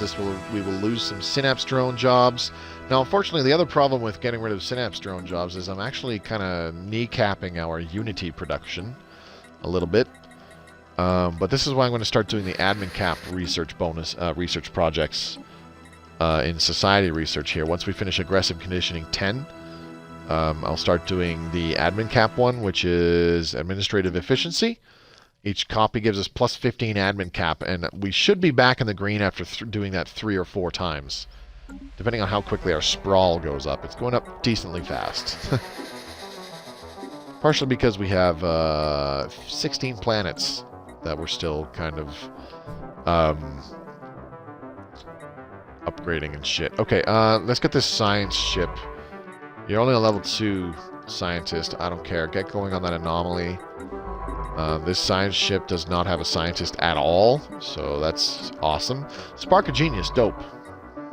Let's get this one doing the anomaly. You can go ahead and stop. No, just go here. Go away. Shoot, vamonos. I'm going to get this guy to try to get some XP and possibly level up, and they can do the anomalies. Maybe there's more than one. We'll see.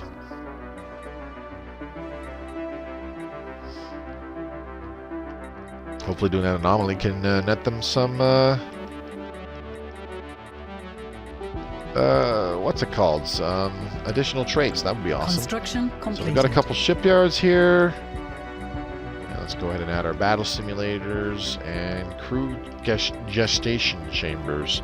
Now, what the flying fuck am I going to add for the 3rd building slot? If I'm not going to upgrade this to a Citadel to add Titan and Colossus assembly yards, well, I don't know. We actually finally finished Titan and Colossal assembly yards just now. We could build a Colossus ship. That will give us a Total War Casus Belli. But the problem is, I'm pretty sure almost everybody else is stronger than us. So I probably don't want to do that right now. Yeah, let's see. Wow, these guys are inferior. Not doing that good. Excuse me. I think I just had a moth fly up to my mouth. That was weird. Anyways. These guys have equivalent fleet power. That is really disconcerting. And then these guys, they're inferior to us all around. That's very scary. Meanwhile, the Great Racket on Commonwealth and the Killer Cooperative, who are offering me Federation Associate...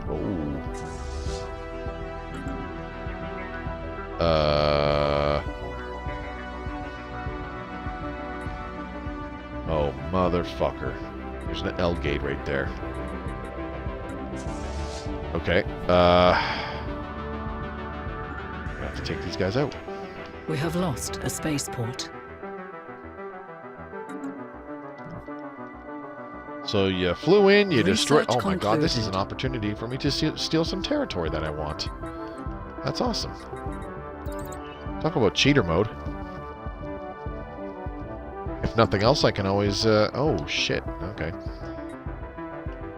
If nothing else, I can always grab this territory after the Grey Tempest flies through it a little bit and blows it all up. Uh-oh. Moving to Anachonis. Maybe I should let them be for a bit. Ooh, low stability. Research station. What's going on there? Ooh, what the fuck? Oh. Yeah. Okay, well, let's not have that going on. Duh. That's more like it.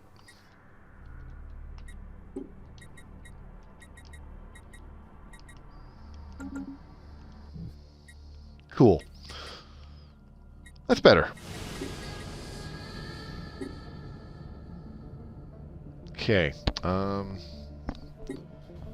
Advanced Research Complex. That should give 3 more jobs to these guys, so I'll add 1 more maintenance drone. I'm actually going to let this Tempest Shoal cruise around and cause some havoc. Maybe I'm really hoping they fly all the way up to Adrenal and take out the station that's here that the other empire has built. Then I can swoop in with the construction ship and take it for myself.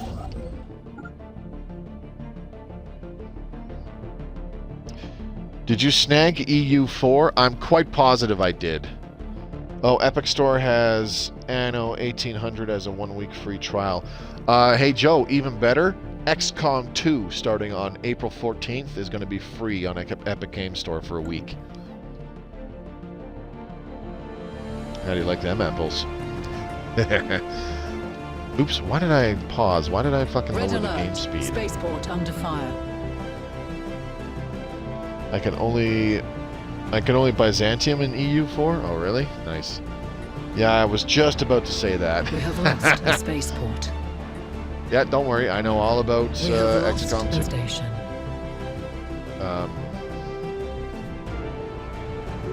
Gonna be free for PC, so I'll pick that up. That way I have a PC copy of it, so that if and when I ever actually get a fucking computer to improve things like fucking video making and game playing and stuff, then yeah, I will be able to... what the fuck are you doing? I will be able to play XCOM 2, which I got for free. That's always fun. Science Nexus Hub. We've come a long way. Are these guys bombing my colony? Okay, none of that. Get the fuck out of here. Okay, where is Beta Corvi? There you are. Here we go. Science Nexus research rings. There's a theme with me and Paradox games. Oh yeah. Are you playing birds? Yup. XCOM 2? Moby doesn't like XCOM 2. No, I'm pretty sure it's just Ancient Gamer who doesn't like XCOM 2. Research because concluded. Ancient Gamer almost dies in XCOM 2. Repeatedly. Okay, wow, we absolutely destroyed them. We didn't even lose a single ship. I don't know how I did that, but I did it. Oops. Okay, so do you need repairs? Yeah, go get some repairs, no problem. Construction ship. Let's go ahead and rebuild a couple stations. So I'm going to have to send a fleet to Arakanon's Maw. Outpost rebuilt. And Anaconus. Dope. I also hate the Turks more than I thought originally.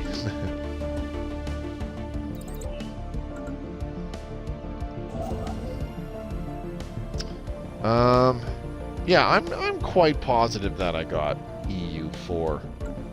Now I'm second guessing myself. Because that was the second time that it was available for free. I forget what the first time was. I heard from Jack the Ripper that it was available for free on some fucking PC gaming service. I forget which one. I'm going to replace another hive district with an agriculture district. We will lose 15 housing. That will drop it down to only 12.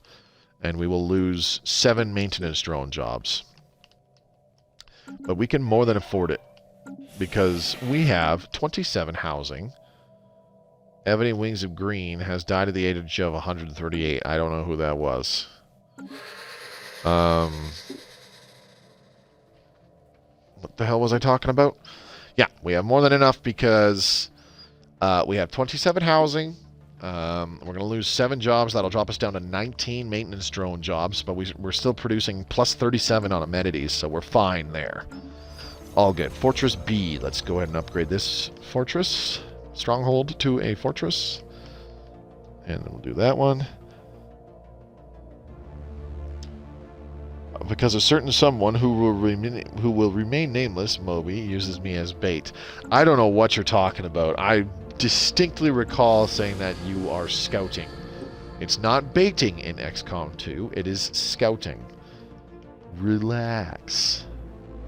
You can get it for $20 right now on Humble Bundle, DLC and all. Holy shit. Yeah, that's cheap. Considering that there's billions of DLC for it, isn't there? Awesome.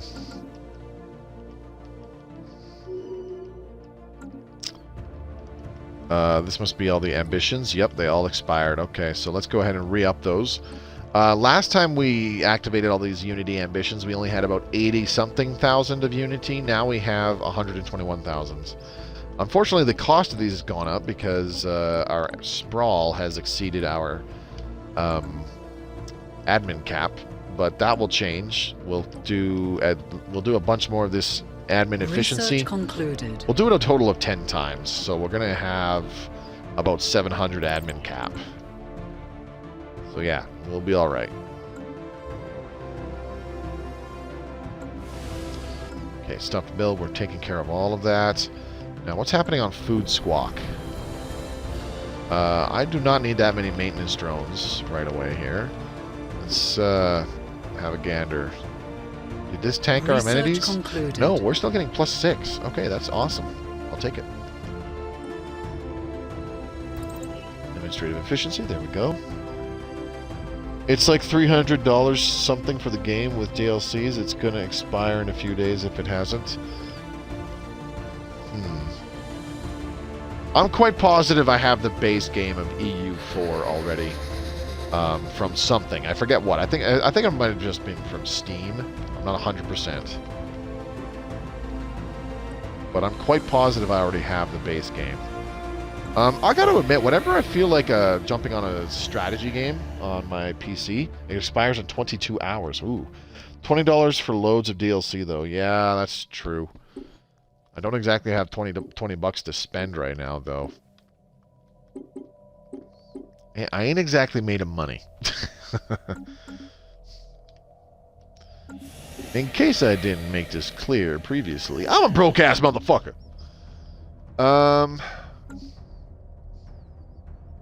Whenever I want to go play a strategy game about empire building, about, like, real-world empire building, you know, from, like, ancient civilizations and stuff like that, I guess you could say, I go play Civilization.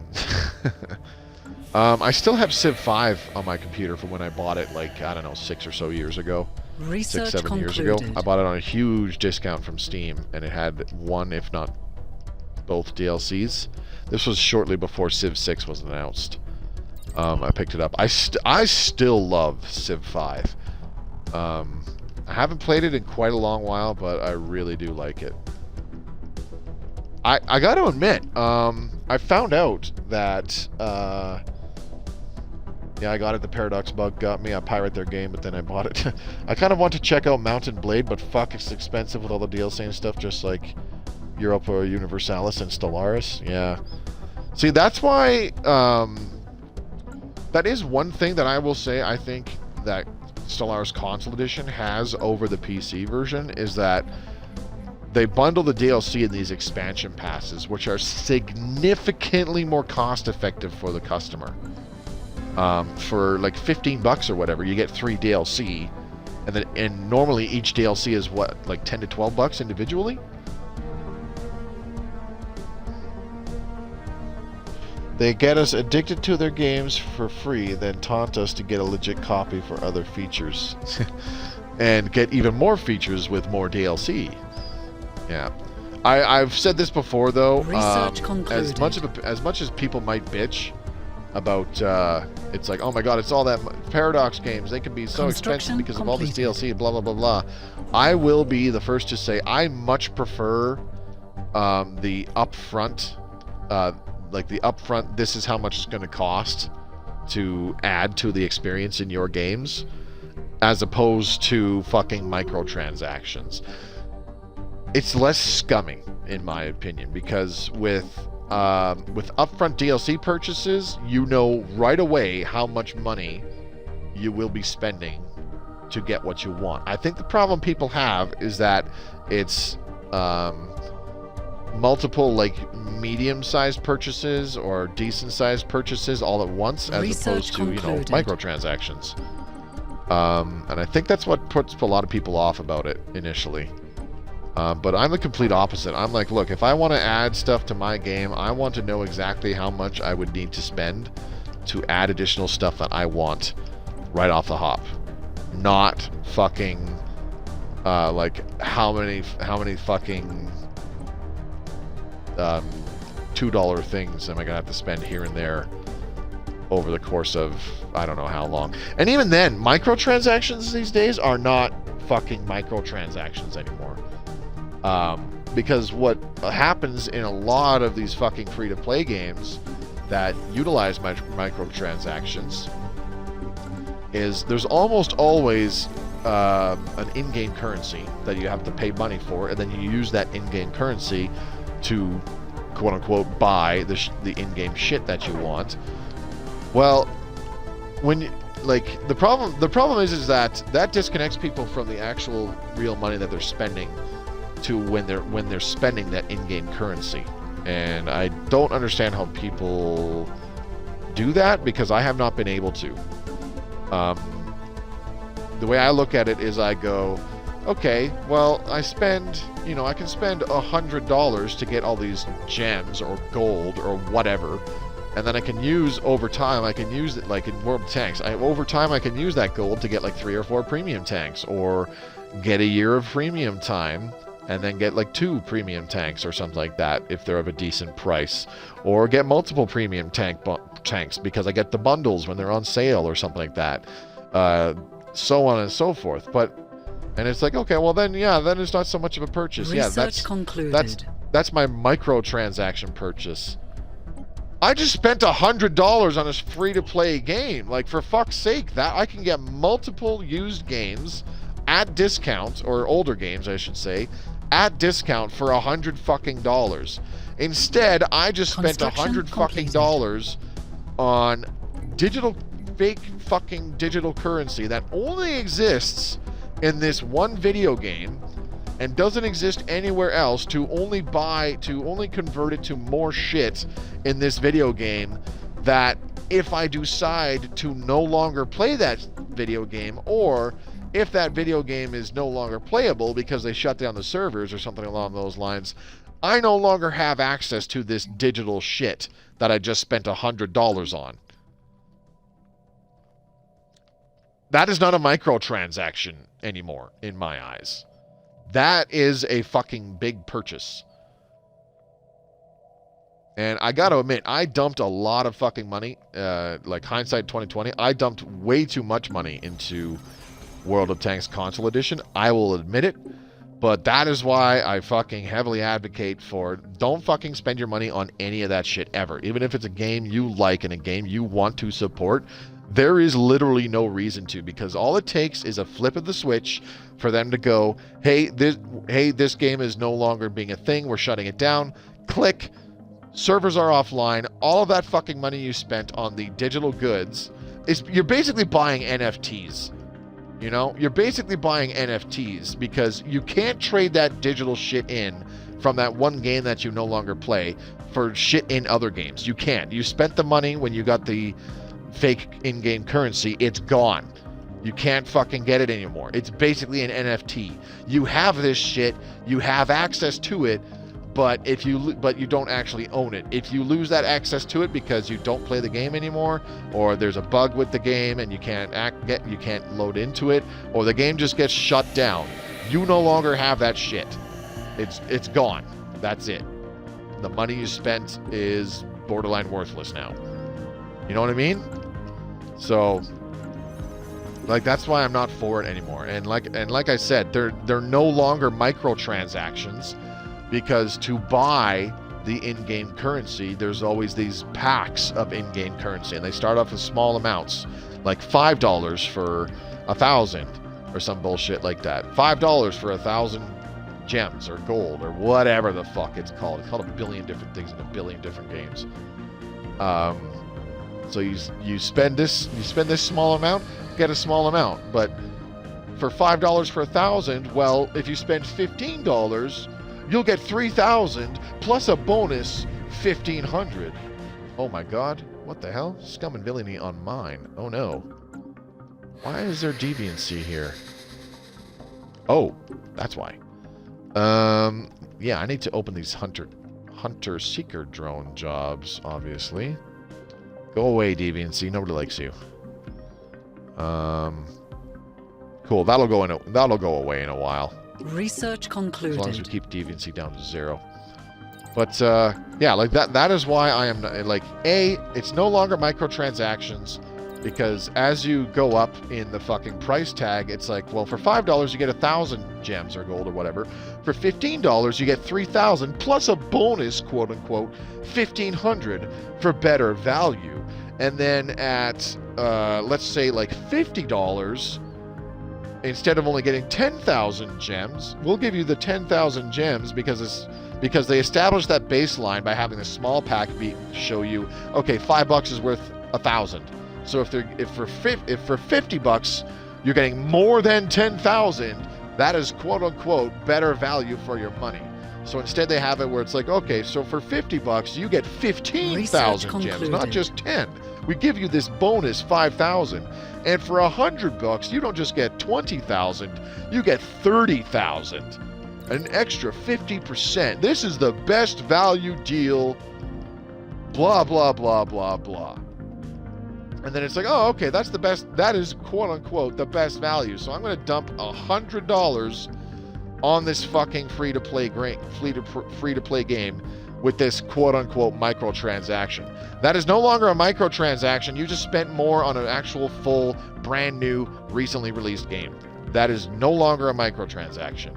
And again, you're basically buying an NFT because you can lose access to that shit immediately. As soon as your account gets banned, or as I said before, they shut the game down, you no longer have access to that shit because you don't own it, so it does you zero good spending that money on it. So that's why I do not fucking spend a penny on games like that anymore. I spent way too much on World of Tanks Console Edition. I will openly admit that, and that's why I have that mindset nowadays. Frogman will agree with me on that because he was the same way. Him and me, that's how him and me met, actually, is playing World of Tanks when it was still called World of Tanks Xbox 360 Edition, as a matter of fact. And Frogman probably spent more money on World of Tanks console than I did, for fuck's sake.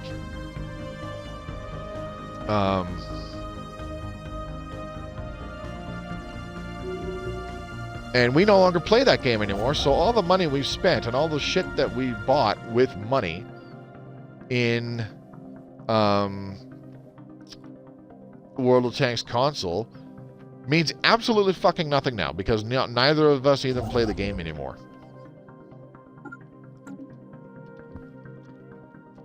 So yeah, we basically bought NFTs. They get us addicted to their games for free, then taunt us to get legit. While that's true, Steam does have sales for PC like 6 times a year, and for games like that. Yeah, that's true. A Paradox rep literally said they don't use some anti-pirating thing because they know people are going to buy them legit eventually if they get hooked on their game. That is like really clever, but at the same time, a little bit sadistic. Microtransactions are shit. I will grind before I pay for anything in-game. Yeah. I wonder how many people bought things in Elite Dangerous just to find out they are no longer updating it. Well, for console, anyways. Yeah. Elite Dangerous is dead? Yeah. Shh, don't tell my wife. Oh, so the game itself is still up. Yeah. You can still play Elite Dangerous on console, but they admitted, I don't know how long ago it was, they flat out said that they are not updating Elite Dangerous for consoles. I forget who it was that was always telling me about that. I think it might have been you, Ancient Gamer, or either that or it was Noctis the Owl. I can't remember.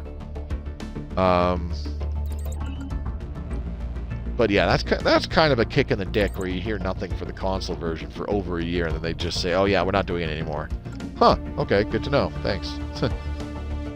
Glad I bought this game. Guess the game on PC is getting updated still, new content, etc. Yeah, that's too bad. Like, and I had looked at Elite Dangerous several times because I was like, you know what, this is Chad Paradox creates a video game version of Crack to keep a loyal fan base. Yeah. Paradox games are the gamer version of crack cocaine these days. Anyways, see, I like it when you guys drop in. I know that these particular kinds of episodes where all I'm doing is I'm just building up our economy. In terms of like watching actual gameplay, they're super boring. I totally get that. They're super boring to watch.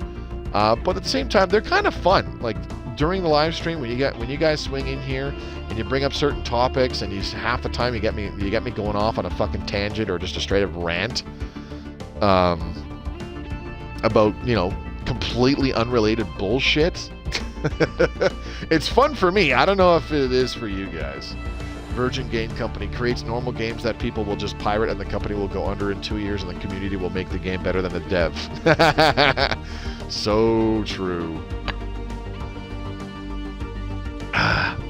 You know, for some reason, the community, that line, the community will make the game better than the dev. I actually remember a meme I saw where it was a quote it was quoted from something that somebody said. What was it? It was like, yeah, people don't, how did they word it?